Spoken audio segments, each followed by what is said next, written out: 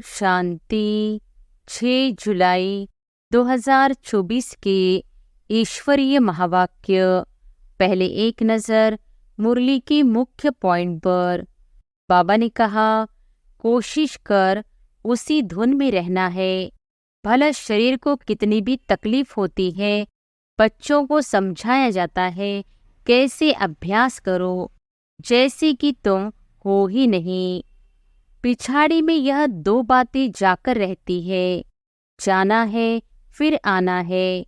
देखा जाता है इस याद में रहने से शरीर की रोग जो तंग करते हैं वह भी ऑटोमेटिकली ठंडे हो जाते हैं, वह खुशी रह जाती है।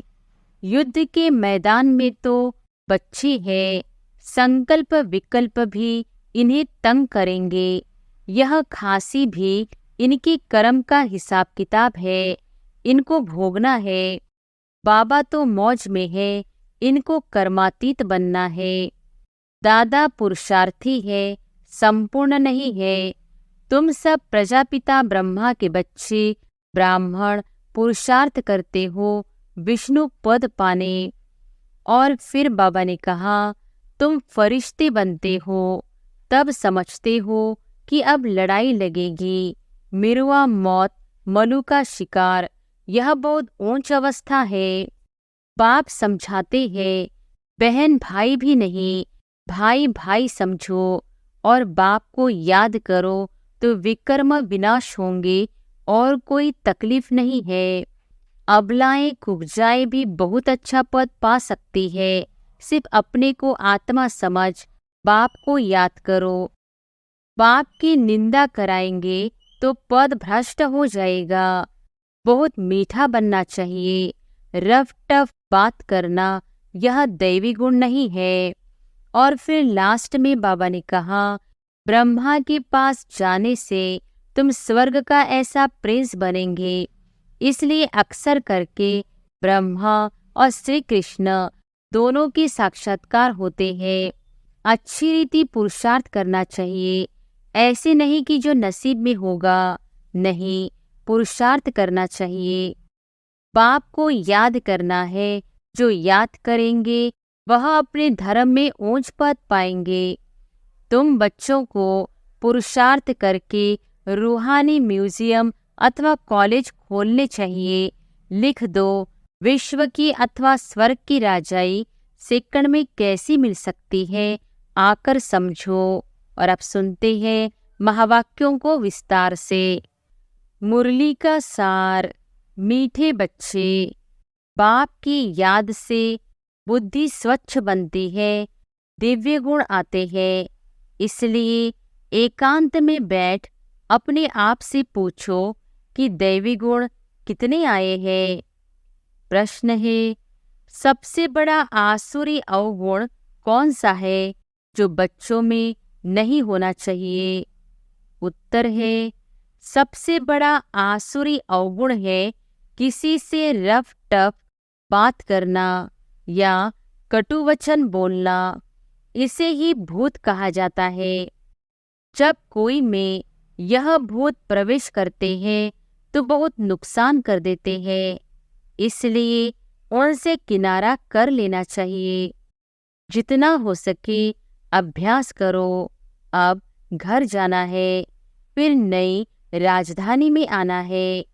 इस दुनिया में सब कुछ देखते हुए कुछ भी दिखाई न दे। ओम शांति। बाप बैठ बच्चों को समझाते हैं, जाना तो है शरीर छोड़कर, इस दुनिया को भी भूल जाना है। यह भी एक अभ्यास है। जब कोई शरीर में खिटपिट होती है तो शरीर को भी कोशिश कर भूलना होता है, तो दुनिया को भी भूलना होता है। भूलने का अभ्यास रहता है सुबह को, बस अब वापस जाना है। यह ज्ञान तो बच्चों को मिला है। सारी दुनिया को छोड़ अब घर जाना है। जास्ती ज्ञान की तो दरकार नहीं रहती। कोशिश कर उसी धुन में रहना है। भला शरीर को कितनी भी तकलीफ होती है, बच्चों को समझाया जाता है कैसे अभ्यास करो, जैसे कि तुम हो ही नहीं। यह भी अच्छा अभ्यास है। बाकी थोड़ा समय है, जाना है घर। फिर बाप की मदद है या इनकी अपनी मदद है, मदद मिलती जरूर है और पुरुषार्थ भी करना होता है। यह जो कुछ देखने में आता है वह है नहीं। अब घर जाना है, वहां से फिर अपनी राजधानी में आना है। पिछाड़ी में यह दो बातें जाकर रहती है, जाना है फिर आना है। देखा जाता है इस याद में रहने से शरीर के रोग जो तंग करते हैं वह भी ऑटोमेटिकली ठंडे हो जाते हैं। वह खुशी रह जाती है, खुशी जैसी खुराक नहीं। इसलिए बच्चों को भी यह समझाना पड़ता है, बच्चे अब घर चलना है, स्वीट होम में चलना है। इस पुरानी दुनिया को भूल जाना है। इसको कहा जाता है याद की यात्रा। अभी ही बच्चों को मालूम पड़ता है। बाप कलब कलब आते हैं, यही सुनाते हैं, कलब बाद फिर मिलेंगे। बाप कहते हैं, बच्चे अभी तुम जो सुनते हो फिर कलब बाद भी यही सुनेंगे। यह तो बच्चे जानते हैं। बाप कहते हैं, हम कलब कलब आकर बच्चों को मार्ग बताता हूँ। मार्ग पर चलना बच्चों का काम है।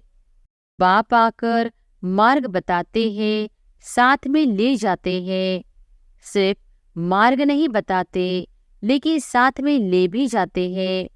यह भी समझाया जाता है, यह जो चित्र आदि है पिछाड़ी में कुछ भी काम नहीं आते। बाप ने अपना परिचय दे दिया है, बच्चे समझ जाते हैं। बाप का वर्षा बेहद की बादशाही है। जो कल मंदिरों में जाते थे, महिमा गाते थे, इन बच्चों लक्ष्मी नारायण की। बाबा तो इन्हों को भी बच्ची बच्ची कहेंगे ना, जो उन्हों के ऊंचे बनने की महिमा गाते थे, अब फिर ऊंचे बनने का पुरुषार्थ करते हैं। शिव बाबा के लिए नई बात नहीं, तुम बच्चों के लिए नई बात है। युद्ध के मैदान में तो बच्चे है, संकल्प विकल्प भी इन्हें तंग करेंगे। यह खांसी भी इनके कर्म का हिसाब किताब है, इनको भोगना है। बाबा तो मौज में है, इनको कर्मातीत बनना है। बाप तो है ही सदा कर्मातीत। अवस्था में हम तुम बच्चों को माया के तूफान आदि कर्म भोग आएंगे। यह समझाना चाहिए। बाप तो रास्ता बताते हैं, बच्चों को सब कुछ समझाते हैं। इस रथ को कुछ होता है तो तुमको फीलिंग आएगी कि दादा को कुछ हुआ है। बाबा को कुछ नहीं होता, इनको होता है। ज्ञान मार्ग में अंधश्रद्धा की बात नहीं होती। बाप समझाते हैं, मैं किस तन में आता हूँ। बहुत जन्मों के अंत के पति तन में मैं प्रवेश करता हूँ। दादा भी समझते हैं, जैसे और बच्चे हैं, मैं भी हूँ। दादा पुरुषार्थी है, संपूर्ण नहीं है। तुम सब प्रजापिता ब्रह्मा के बच्चे, ब्राह्मण पुरुषार्थ करते हो। विष्णु पद पाने लक्ष्मी नारायण कहो, विष्णु कहो, बात तो एक ही है। बाप ने समझाया भी है। आगे नहीं समझते थे, न ब्रह्मा विष्णु शंकर को, न अपने आप को समझते थे। अभी तो बाप को ब्रह्मा विष्णु शंकर को देखने से बुद्धि में आता है, यह ब्रह्मा तपस्या करते हैं। यही सफेद ड्रेस है। कर्मातीत अवस्था भी यहाँ होती है। इन एडवांस तुमको साक्षात्कार होता है। यह बाबा फरिश्ता बनेंगे। तुम भी जानते हो, हम कर्मातीत अवस्था को पाकर फरिश्ता बनेंगे नंबरवार। जब तुम फरिश्ते बनते हो तब समझते हो कि अब लड़ाई लगेगी, मिरुआ मौत। यह बहुत ऊंच अवस्था है। बच्चों को धारणा करनी है। यह भी निश्चय है कि हम चक्र लगाते हैं और कोई इन बातों को समझ न सके। नया ज्ञान है और फिर पावन बनने के लिए बाप याद सिखाते हैं। यह भी समझते हो, बाप से वर्षा मिलता है, कलब कलब बाप के बच्चे बनते हैं। 84 का चक्र लगाया है। कोई को भी तुम समझाओ, तुम आत्मा हो, परमपिता परमात्मा बाप है। अब बाप को याद करो तो उनकी बुद्धि में आएगा दैवी प्रिंस बनना है, तो इतना पुरुषार्थ करना है, विकार आदि सब छोड़ देना है। बाप समझाते हैं, बहन भाई भी नहीं, भाई भाई समझो और बाप को याद करो तो विकर्म विनाश होंगे और कोई तकलीफ नहीं है। पिछाड़ी में और कोई बातों की दरकार नहीं पड़ेगी। सिर्फ बाप को याद करना है, आस्तिक बनना है, ऐसा सर्वगुण संपन्न बनना है। लक्ष्मी नारायण का चित्र बड़ा एक्यूरेट है। सिर्फ बाप को भूल जाने से दैवी गुण धारण करना भी भूल जाते हैं। बच्चे एकांत में बैठ विचार करो, बाबा को याद करके हमको यह बनना है, यह गुण धारण करना है। बात तो बहुत छोटी है। बच्चों को कितनी मेहनत करनी पड़ती है, कितना देह अभिमान आ जाता है। बाप कहते हैं, देही अभिमानी भव। बाप से ही वर्षा लेना है। बाप को याद करेंगे तब तो किचड़ा निकलेगा। बच्चे जानते हैं, अभी बाबा आया हुआ है। ब्रह्मा द्वारा नई दुनिया की स्थापना करते हैं। तुम बच्चे जानते हो, स्थापना हो रही है। इतनी सहज बात भी तुमसे खिसक जाती है। एक अलग है, बेहद के बाप से बादशाही मिलती है। बाप को याद करने से नई दुनिया याद आ जाती है। अबलाएं कुब्जाएं भी बहुत अच्छा पद पा सकती है। सिर्फ अपने को आत्मा समझ बाप को याद करो। बाप ने तो रास्ता बताया है। कहते हैं, अपने को आत्मा निश्चय करो। बाप की पहचान तो मिली, बुद्धि में बैठ जाता है। अब 84 जन्म पूरे हुए, घर जाएंगे, फिर आकर स्वर्ग में पार बजाएंगे। यह प्रश्न नहीं उठता कि कहाँ याद करूं, कैसे करूं। बुद्धि में है कि बाप को याद करना है। बाप कहाँ भी जाए, तुम तो उनके ही बच्चे हो ना। बेहद के बाप को याद करना है। आनंद आता है, सम्मुख बाप से मिलते हो। मनुष्य मूंझ जाते हैं कि शिव बाबा की जयंती कैसे होगी। यह भी समझते नहीं कि शिवरात्रि क्यों कहा जाता है। श्री कृष्ण के लिए समझते हैं ना, रात को जयंती होती है, परंतु इस रात्रि की बात नहीं। वह आधा कल्प की रात पूरी होती है, फिर बाप को आना पड़ता है नई दुनिया की स्थापना करने। है बहुत सहज, बच्चे खुद समझते हैं, सहज है। दैवी गुण धारण करने हैं, नहीं तो 100 गुना पाप हो जाता है। मेरी निंदा कराने वाले ऊंच ठौर नहीं पा सकेंगे। बाप की निंदा कराएंगे तो पद भ्रष्ट हो जाएगा। बहुत मीठा बनना चाहिए। रफ टफ बात करना यह दैवी गुण नहीं है। समझना चाहिए यह आसुरी अवगुण है। प्यार से समझाना होता है, यह तुम्हारा दैवी गुण नहीं है। यह भी बच्चे जानते हैं। अभी कलयुग पूरा होता है, यह है संगम युग। मनुष्यों को तो कुछ पता नहीं है, कुंभकर्ण की नींद में सोए पड़े हैं। समझते हैं 40,000 वर्ष पड़े हैं, हम जीते रहेंगे, सुख भोगते रहेंगे। यह नहीं समझते दिन प्रतिदिन और ये तमोप्रधान बनते हैं। तुम बच्चों ने विनाश का साक्षात्कार भी किया है। आगे चलकर ब्रह्मा का श्री कृष्ण का भी साक्षात्कार करते रहेंगे। ब्रह्मा के पास जाने से तुम स्वर्ग का ऐसा प्रिंस बनेंगे, इसलिए अक्सर करके ब्रह्मा और श्री कृष्ण दोनों के साक्षात्कार होते हैं। कोई को विष्णु का होता है, परंतु उनसे इतना समझ नहीं सकेंगे। नारायण का होने से समझ सकते हैं।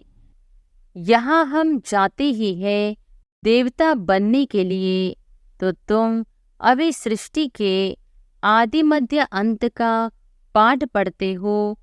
पाठ पढ़ाया जाता है याद के लिए, पाठ आत्मा पढ़ती है। देह का भान उतर जाता है, आत्मा ही सब कुछ करती है। अच्छे अथवा बुरे संस्कार आत्मा में ही होते हैं। तुम मीठे मीठे बच्चे 5,000 वर्ष के बाद आकर मिले हो, तुम वही हो। फीचर्स भी वही है। 5,000 वर्ष पहले भी तुम ही थे। तुम भी कहते हो 5,000 वर्ष बाद आप वही आकर मिले हो जो हमको मनुष्य से देवता बना रहे हो। हम देवता थे, फिर असुर बन पड़े हैं। देवताओं की गुण गाते आए, अपने अवगुण वर्णन करते आए। अब फिर देवता बनना है, क्योंकि दैवी दुनिया में जाना है। तो अब अच्छी रीति पुरुषार्थ कर ऊंच पद पाओ। टीचर तो सबको कहेंगे ना, पढ़ो, अच्छे मार्क्स में पास हो तो हमारा भी नाम बाला और तुम्हारा भी नाम बाला होगा। ऐसे बहुत कहते हैं, बाबा आपके पास आने से कुछ निकलता ही नहीं, सब भूल जाते हैं, आने से ही चुप हो जाएंगे। यह दुनिया जैसे कि खत्म हुई पड़ी है, फिर तुम आएंगे नई दुनिया में। वह तो बड़ी शोभनीय नई दुनिया होगी। कोई शांति धाम में विश्राम पाते हैं, कोई को विश्राम नहीं मिलता है। ऑलराउंडर पार्ट है, परंतु तमोप्रधान दुख से छूट जाते हैं। वह शांति सुख सब मिल जाता है। तो ऐसे अच्छी रीति पुरुषार्थ करना चाहिए, ऐसे नहीं कि जो नसीब में होगा। नहीं, पुरुषार्थ करना चाहिए। समझा जाता है कि राजधानी स्थापन हो रही है। हम श्रीमत पर अपने लिए राजधानी स्थापन कर रहे हैं। बाबा जो श्रीमत देने वाला है, वह खुद राजा आदि नहीं बना है। उनकी श्रीमत से हम बनते हैं। नई बात है ना, कभी कोई ने न तो सुनी न देखी। अभी तुम बच्चे समझते हो। श्रीमत पर हम बैकुंठ की बादशाही स्थापन करते हैं। हमने अनगिनत बार राजाई स्थापन की है, करते और गंवाते हैं। यह चक्र फिरता ही रहता है। पादरी लोग जब चक्र लगाने निकलते हैं तो और कोई को देखना भी पसंद नहीं करते हैं, सिर्फ क्राइस्ट की ही याद में रहते हैं, शांति में चक्र लगाते हैं। समझ है ना, क्राइस्ट की याद में कितना रहते हैं। जरूर क्राइस्ट का साक्षात्कार हुआ होगा। सब पादरी ऐसे थोड़े ही होते हैं, कोटों में कोई। तुम्हारे में भी नंबरवार है। कोटों में कोई ऐसी याद में रहते होंगे। ट्राई करके देखो, और कोई को नहीं देखो। बाप को याद करते स्वदर्शन चक्र फिराते रहो, तुमको अथाह खुशी होगी। श्रेष्ठाचारी देवताओं को कहा जाता है, मनुष्यों को भ्रष्टाचारी कहा जाता है। इस समय तो देवता कोई है नहीं। आधा कल्प दिन, आधा कल्प रात, यह भारत की ही बात है। बाप कहते हैं, मैं आकर सबकी सद्गति करता हूँ। बाकी जो और धर्म वाले हैं वह अपने अपने समय पर अपने धर्म की आकर स्थापना करते हैं। सब आकर यह मंत्र ले जाते हैं। बाप को याद करना है। जो याद करेंगे वह अपने धर्म में ऊंच पद पाएंगे। तुम बच्चों को पुरुषार्थ करके रूहानी म्यूजियम अथवा कॉलेज खोलने चाहिए। लिख दो, विश्व की अथवा स्वर्ग की राजाई सेकंड में कैसी मिल सकती है, आकर समझो। बाप को याद करो तो बैकुंठ की बादशाही मिलेगी। अच्छा, मीठे मीठे सिकिलधे बच्चों प्रति माता पिता बाप दादा का याद प्यार और गुड मॉर्निंग। रूहानी बाप की रूहानी बच्चों को नमस्ते। धारणा के लिए मुख्य सार। पहली पॉइंट, चलते फिरते एक बाप की ही याद रहे और कुछ देखते हुए भी दिखाई न दे, ऐसा अभ्यास करना है। एकांत में अपनी जांच करनी है कि हमारे में दैवी गुण कहाँ तक आए हैं। दूसरी पॉइंट, ऐसा कोई कर्तव्य नहीं करना है जिससे बाप की निंदा हो। दैवी गुण धारण करने हैं। बुद्धि में रहे अभी घर जाना है, फिर अपनी राजधानी में आना है। वरदान है, सेवाओं में शुभ भावना की एडिशन द्वारा शक्तिशाली फल प्राप्त करने वाले सफलता मूर्त भव। सेवाओं में शुभ भावना की एडिशन द्वारा शक्तिशाली फल प्राप्त करने वाले सफलता मूर्त भव। जो भी सेवा करते हो उसमें सर्व आत्माओं के सहयोग की भावना हो, खुशी की भावना व सद्भावना हो तो हर कार्य सहज सफल होगा। जैसे पहले जमाने में कोई कार्य करने जाते थे तो सारे परिवार की आशीर्वाद लेकर जाते थे, तो वर्तमान सेवाओं में यह एडिशन चाहिए। कोई भी कार्य शुरू करने के पहले सभी की शुभ भावनाएं, शुभ कामनाएं लो, सर्व की संतुष्टता का बल भरो, तब शक्तिशाली फल निकलेगा। स्लोगन है, जैसे बाप जी हाजिर कहते हैं वैसे आप भी सेवा में जी हाजिर जी हजूर करो तो पुण्य जमा हो जाएगा। अच्छा, ओम शांति।